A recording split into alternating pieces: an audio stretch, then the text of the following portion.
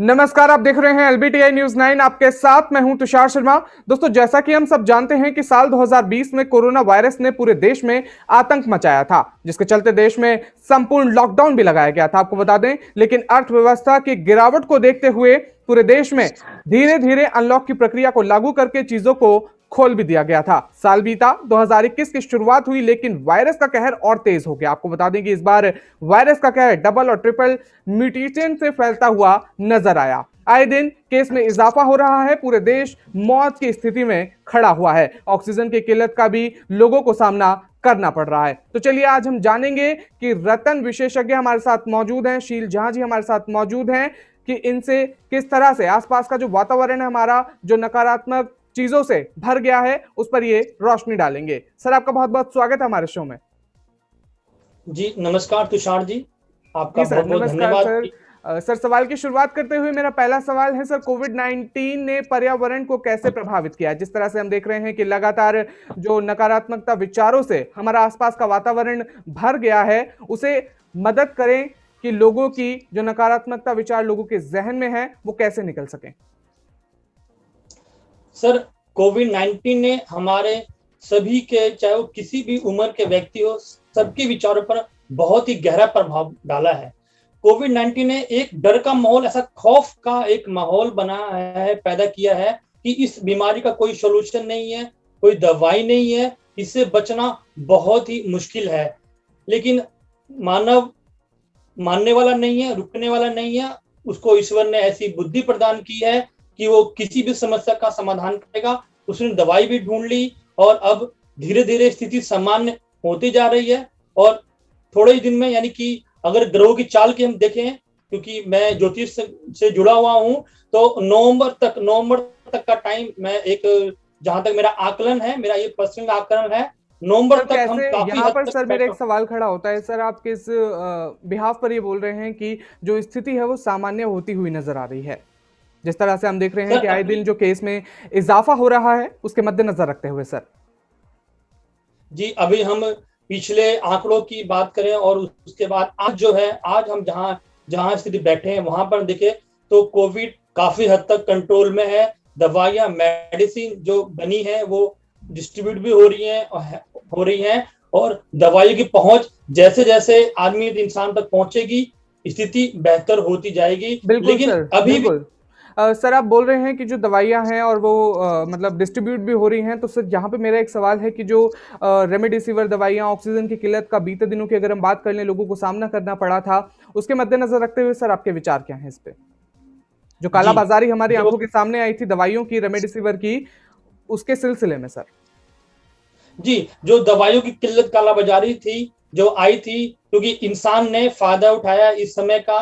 एक मानवता, जो हमारा ये वायरस जो आया है इस पूरे विश्व में, वो यही सिखाने आया है कि इंसान ही इंसान की मददगार है और इंसान ही इंसान को मारने वाला है। हमने देखा कि दवाइयां होते हुए भी जो कालाबाजारी हुई, जो रेट्स बढ़े हैं दवाइयों को, उस कारण भी कहीं कहीं का व्यक्ति का मोरल डाउन हुआ है, व्यक्ति डरा है। और इस कारण भी काफी जो पीछे जो एक स्थिति हुई है मौत की, वो भी हमने सामना किया है इस चीज का। बिल्कुल सर। सर, एक तरफ आप बोल रहे हैं कि जो केस हैं वो कम हो रहे हैं, पर एक तरफ हम देख रहे हैं कि लगातार जो केस हैं वो उसमें इजाफा होता हुआ नजर आ रहा है। बीते दिनों की अगर हम बात कर लें, जो कालाबाजारी हमारी आंखों के सामने आई थी, तो इस बिहाफ पर आप क्या बोलना चाहेंगे सर?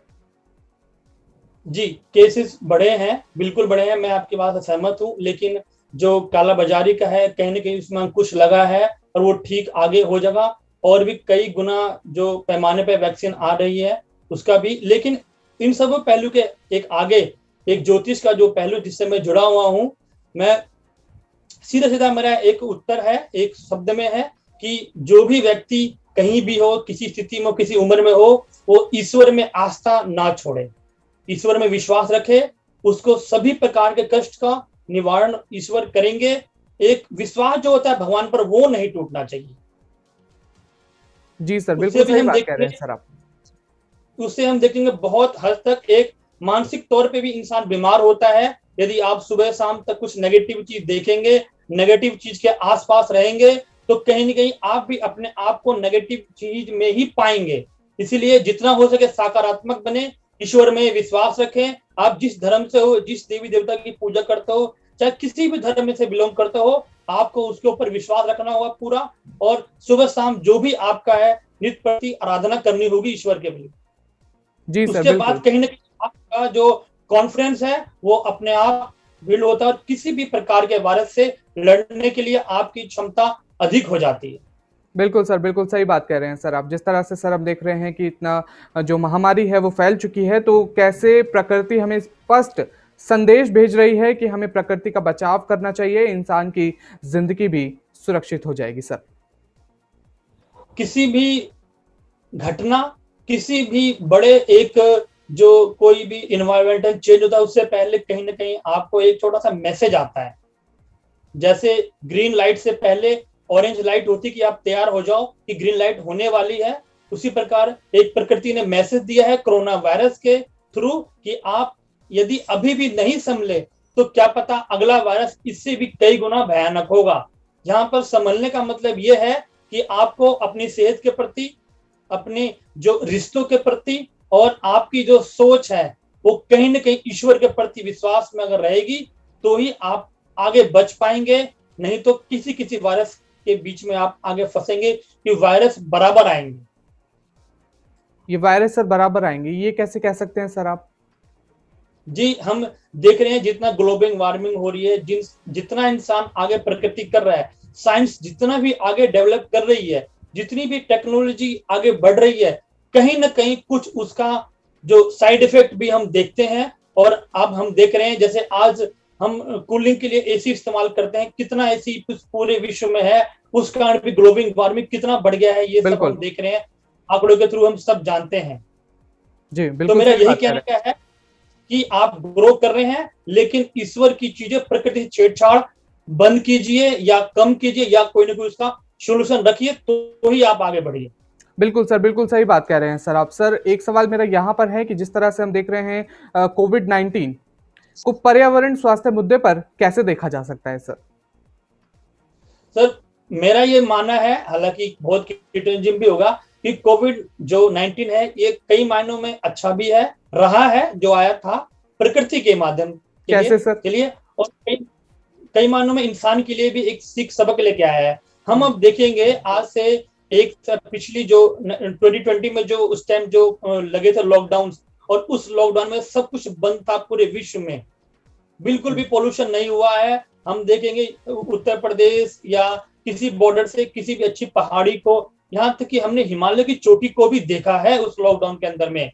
हमने जानवरों को सड़क पे देखा है जो इंसान के डर से, भारी वाहनों की वजह से सर आप सड़कों बोल पे। रहे हैं कि कोविड-19 जो है वो बहुत अच्छा संदेश लेकर आया है सर। सर एक तरफ अगर हम नजर डालें जो मौत का जो खेल कोविड-19 के जरिए चल रहा है, किस तरह से हम देख रहे हैं जो मौत का आंकड़ा है उसमें इजाफा हो रहा है, तो इसके मद्देनजर रखते हुए सर आप क्या बताना चाहेंगे? क्या जी, इजाफा कोविड-19 जो आया है वो सही है? जी, मैं ये नहीं बोलूंगा कि वायरस ने इतनी जानें गई हैं, कितनों के घर के चिराग जो बुझे हैं, ये अच्छा जानों नहीं की है। बात तो हमने कर ली सर। अब हम यहाँ पे एक और नजर डाल लें कि जो हमारे देश की अर्थव्यवस्था है वो किस तरह से लगातार गिर रही थी कोविड-19 के दौरान। जी, ये एक बहुत ही एक नुकसान भी रहा है सरकार की तरफ से। प्रकृति की ने जो हमारे को चोट दी है, जो सबक दिया है, हर घर में भी परेशानी थी, व्यक्ति में हर एक घर के चिराग भी, कई चिराग बुझे हैं, सरकार भी परेशान थी। तो एक सबक था ये आगे बढ़ने का, लेकिन कोई नहीं, आप इंसान दोबारा उठा है और सबक लेके आगे बढ़े हैं हम। तो आगे जितना कम से कम प्रकृति को नुकसान पहुंचाए, हार्मफुल चीजों को यूज कम करें, पोल्यूशन कम हो, और कहीं ना कहीं से एक विश्वास के प्रति मैं फिर बोलूंगा आपको तुषार जी, हमारा भगवान ईश्वर के प्रति विश्वास रहेगा तो हम किसी भी वायरस से लड़ लेंगे, किसी भी वायरस से पार पा लेंगे। जी सर, बिल्कुल सही बात कह रहे हैं सर आप। विश्वास ही एक ऐसी अंतिम डोर हमारे पास बची है सर। सर अंतिम जी सवाल के साथ मैं यहाँ पर खत्म करना चाहूंगा, आप हमारी तमाम जनता को इस कोविड-19 के चलते क्या परामर्श देना चाहेंगे?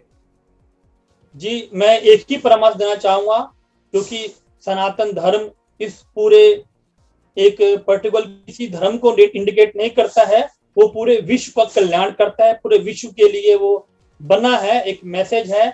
आप उनके नियमों का पालन कीजिए, आप सुबह शाम अपने घर में जो भी जिस भगवान को भी करते हैं गॉड को, वो आरती कीजिए, उनकी पूजा कीजिए। हाँ, कपूर का आप सुबह शाम जरूर अपने घर में आप जलाइए, जितना हो सकता है आप उसकी पूजा कीजिए। यज्ञ का भी एक अच्छा मैसेज, अगर आप यज्ञ कर सकते हैं, अगर आप संभव है, एक नहीं डेली, प्रतिदिन, सप्ताह में एक दिन, वो भी नहीं तो 15 दिन में एक दिन आप करिए। इससे वातावरण शुद्ध होगा, और वातावरण शुद्ध होगा तो उसके बाद और भी चीजें अपने आप ठीक होती चली जाएंगी, और कोई वायरस कहीं तक नहीं आ पाएगा। जितनी हो सके सफाई स्वच्छता का जो ध्यान, हमारी जो हिंदू धर्म परंपरा है, सफाई रखिए, बाहर से आते हैं हाथ मुंह धोइए, उसके बाद ही घर में अपना और अपने कार्य कीजिए। और सुबह शाम जहां भी जिस भी देवता को मानते हैं, मैं फिर बोलूंगा आप उसकी जोत जलाना बिल्कुल ना भूलें। बिल्कुल सर, बिल्कुल सही बात कर रहे हैं। तो दोस्तों आज के लिए भी इतना ही। शील जी से हमने तमाम बातों का जिक्र सुना, और ये थी आज की हमारी टिप्पणी कोरोना के ऊपर। आपसे गुजारिश है कि आप इस वीडियो को जल्दी से शेयर कीजिए ताकि ये सूचना ज्यादा से ज्यादा लोगों तक पहुंचे। तब तक के लिए हमारे साथ बने रहिए LBTI न्यूज़ 9 में। और शील जी, आपका भी बहुत बहुत धन्यवाद, आपने इतना कीमती वक्त हमें दिया। धन्यवाद सर। जी, धन्यवाद, नमस्कार।